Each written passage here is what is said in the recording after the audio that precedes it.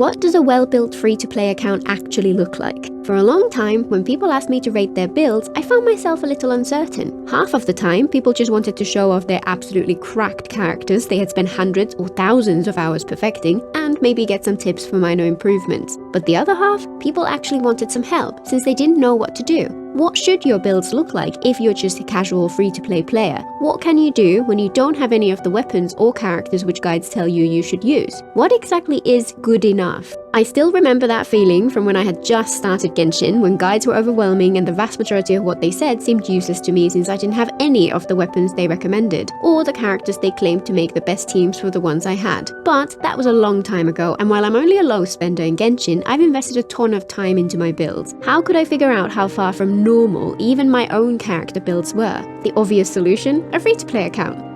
I originally started my second account just to help refresh my memory of the early game, but ended up keeping it so that I could truly relate to a more casual player and give much more useful advice. The early game experience surprised me a ton. There were so many things I had forgotten, and it was fantastic to experience them all over again. I released a video a while ago exploring those surprises, which also showcases the builds for several key characters I relied on early on to show what they look like after a year or so of playing. That video left off at the end of what I consider the early game, a mere 3 months into the account's existence, around the time it reached AR 50. What happened next?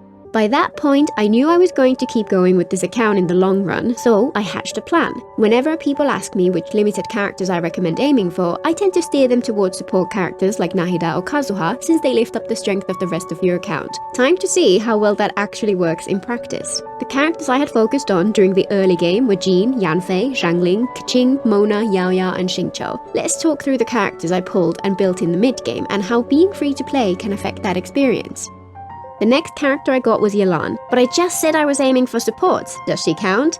It can be argued both ways for sure, but in Yelan's case, I feel like her off-field Hydra application is useful in enough teams for her to get a pass, plus she does provide a damage boost with her burst. I may be a little biased though, since she is one of my favorites after all. She's yet another character who benefits from the endless grind of the emblem domain, but her build on this account is very much a compromise. For a free-to-play build, I prefer her on a sacrificial bow, since that extra skill cast is so valuable. With no crit bows available aside from the slingshot, plus mid-tier artifacts, there was no way to pass that 60-120 minimum point where it starts feeling worthwhile to invest in crit, and as a result she has a HP circlet. This goes against much advice about how to build her, but is a great example of how free-to-play account might need to make trade-offs. Without 5-star or battle pass weapons, crit is much more scarce, and at the same time, it's tough to spare enough resin to build all the characters you need. Characters like Yelan have a huge advantage because of that. She's extremely strong even without a ton of investment, and you can get much better results from much less investment.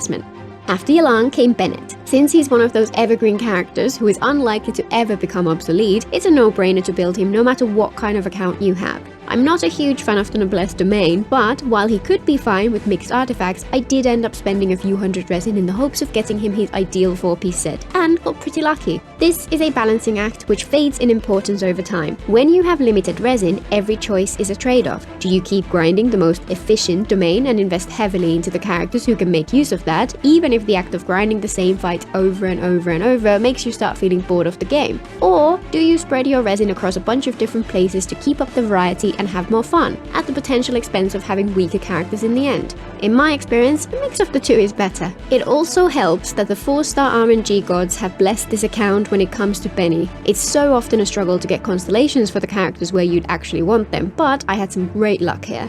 And next came Sucrose, who was honestly the biggest shock to me in the entire replay of the game. I was so glad to finally get her, because she's fantastic. Finally, some crowd control. I built her ASAP, but discovered for the first time just how lucky I had been on my main. On my main, I don't think I ever tried Sucrose without her first constellation, and had a high refinement sacrificial fragments for her somewhat early on. On my ult, I did not get a single constellation, and I only had an R1 sackbook. Her energy issues were horrendous, to the point where I ended up giving her a Favonius Codex for the best part of a year. She was still useful, and a constant in many of my teams, but she felt like an entirely different character to the one I was used to. This was such a thorn in my side that ever since then I've made a point to throw a couple of temples at any character character banner containing Sucrose in the hopes of getting a constellation or two. And I always throw some at any weapon banner which features the sacrificial fragments. It took a year to get her C1 and another few months to get another copy of her weapon from the standard banner. It's so easy to forget how big a difference these details make. I'm a sucker for constellations which give extra skill cast, yet their effect on your experience with some characters is even more profound than I had realized until experiencing this firsthand.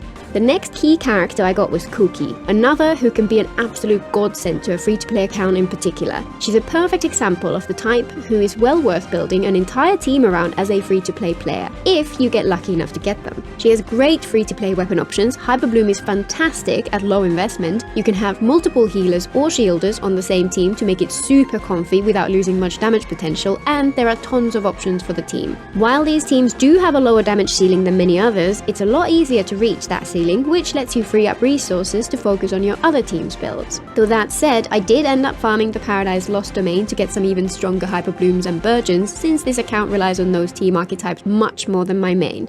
And next, one of my absolute favorites, Layla. She's another who is fairly easy to build, but the surprise for me there was just how awful the selection of weapons can actually be for some characters. Her shield strength scales with her HP, and since there's not much else important in her kit, she really benefits from a HP sword like the Key of Kindness Hood or the Dockhand's Assistant. I have both on my main account, but of course I have neither on my alt. And if you don't have either of those, then there's practically nothing. Favonias and Sacrificial Swords are okay for her, but I have so few of those on this account they all belong to other characters. Beyond that, there really isn't much, so I ended up giving her the 3-star Skyrider sword since it's cheap and it's at least not completely useless on her. Having the right weapon is key to so many characters' builds, but for some like Layla, all the available options are oddly relevant. Hopefully someday we'll get a craftable HP sword. And then I finally got to pull one of the real top tier supports I had been waiting for. Nahida is an absolute game changer. She's incredible in so many teams, and with her EM buff she took my Hyper Bloom teams to the next level. She's another good example of those characters who are very good at low investment, whose strength lets you spend your time elsewhere. Someday I may farm a full 4-piece set for her, but she's perfectly fine with her current mixed 2-piece sets. Her weapon is another big compromise. While Favonius makes her into a fantastic battery, I do wish I had spare sacrificial fragments for her, but since Sucrose is so dependent on that weapon, it's unlikely I'll ever have a spare available for Nahida. This then skews Nahida's build a little, since she requires a bit of crit in order to trigger its passive. A really high investment Nahida build might focus on a crit more, but this account just doesn't have strong enough artifacts for that currently, and it doesn't feel worthwhile to spend more resin there. After pulling Nahida, I was getting close. Floor 11 was starting to feel pretty easy, but I still hadn't quite been able to clear floor 12. The final piece of the puzzle was Kokomi. She's still criminally underrated by many, but she's absolutely fantastic, and again a very easy build due to her HP scaling. I ended up using her as the driver in my Hyper Bloom team, despite her build being tailored for a support role, and with her extra damage and much more reliable healing, I was finally able to clear floor 12, after about 6 months of very casual play on this account. She might seem unglamorous to many who are unenthusiastic about healers, but she'll always be a priority for me. By this point, I felt that there were only a few pieces missing before this account would be able to get 36 stars. The builds for the characters so far were looking decent, but there were a few other top tier supports who I'd still want to pull for, and my team were not quite able to provide enough damage yet. Putting the consequences of character choices aside until the next video, it turns out that the biggest difference between this account and my main account was actually going to be its weapons. 5 stars and Battle Pass weapons can make a huge difference to your builds, even if only by providing great value for one stat, since that allows you to weight your builds heavily towards the other stats. Building without them is a much more difficult balancing act in my experience, and the game is just a lot easier when you have those luxury weapons available. For a free-to-play account, where you avoid pulling for weapon banners, the weapon drought is awful. We only get a handful of event weapons, and the gacha weapons on the character and standard banners are a mixed bag. Craftable weapons make a big difference, but you only seem to get billets for them when you don't need them, and many recipes are locked behind lengthy quests. But despite that, and even with the banner now only requiring 1 fate point before you get a guarantee, I still just don't feel that it's worth spending lots of primos on the weapon banner for a free-to-play account.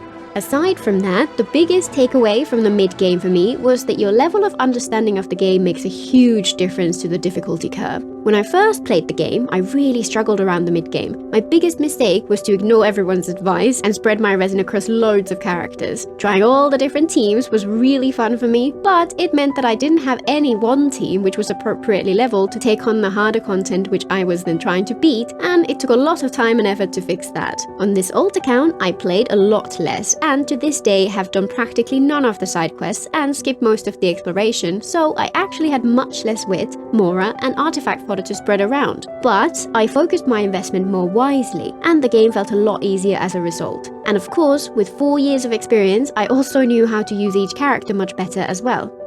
So, 6 months after creating this account, I was on the home straight. The only thing left was to aim for that 36-star run, though I kept it super casual and I expected it to take another 6 months or so from then. Eventually, I would discover that my plan to pull for all the major supports would work out almost as well as I'd expected. But the almost there is really important and has made me reconsider what the best advice to people really is. And of course, we haven't yet reached that one moment when, of all people, Dea was the missing piece. Until next time.